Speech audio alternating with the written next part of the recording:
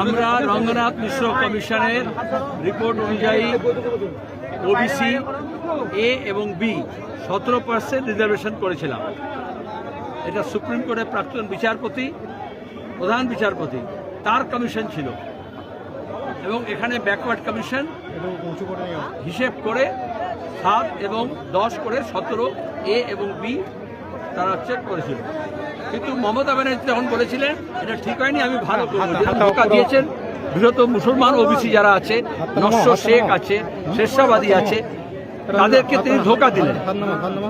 এবং হাইকোর্ট থেকে সুপ্রিম কোর্টে তো বারবার বলো ওটাকে শোধরালো না, কারণ আরএসএস চায় না এই রিজার্ভেশন হোক ওবিসি।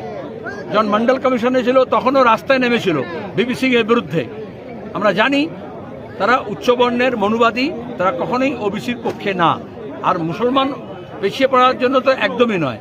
আর সেই জন্য দাঁড়িয়ে তারা আজকে ওটাকে আইন করে, এই যে ব্যাকওয়ার্ড ক্লাস কমিশনের আইন তাকে পাল্টে এবং ওবিসি রিজার্ভেশন আইন পাল্টে তারা যে 10% ওবিসি এ ছিল সেটাকে শেষ করেছে। কিন্তু এটা এমনিতেই শেষ হয় না, কারণ এর বিরুদ্ধে কোর্টে গিয়েছিল। আমরা যখন করেছিলাম তখন কোর্টও কিন্তু এটাকে খারিজ করেনি তখন। কিন্তু Mamata Banerjee SC ST OBC Trinamool দলের লোকজন টাকা পয়সা নিয়ে অনেক ভেজাল, অনেক নকল সার্টিফিকেট দিয়েছিল। তাহলে নকল যারা সার্টিফিকেট দিয়েছে, যারা দিয়েছে যে এসডিও যে অফিসার, তার বিরুদ্ধে ব্যবস্থা নেওয়া উচিত। যাদের নকল সার্টিফিকেট আছে সেগুলো ফেরত নেওয়া উচিত। কিন্তু তার বদলে তুমি পুরোটাই নষ্ট করে দেবে, এটা তো হতে পারে না। ট্রাইবালদের ক্ষেত্রেও নকল সার্টিফিকেট আছে, এসসির ক্ষেত্রেও আছে, এসটির ক্ষেত্রে আছে, ওবিসির ক্ষেত্রে আছে। তাহলে জালিয়াতি সব জায়গায় হয়েছে, যেমন ঘরের ক্ষেত্রে, টাকার ক্ষেত্রে হয়েছে, যেমন 100 দিনের কাজের ক্ষেত্রে হয়েছে।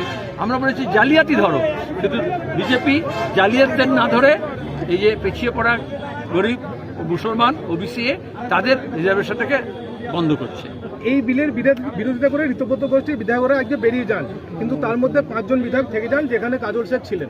তোমরা অনেক বাজার করো, কিন্তু দালালদের বাজার আমি কোনো কথা বলি না। বলছি আজকের দিনে শতাব্দীরাই মুখ খুলছে, বিগত 15 বছরে ক্ষমতায় ছিল তখন মুখ খুলেনি। আজকে অভিষেকের নামে দুর্নাম করছে, মমতার নামে দুর্নাম করছে, কি বলবেন?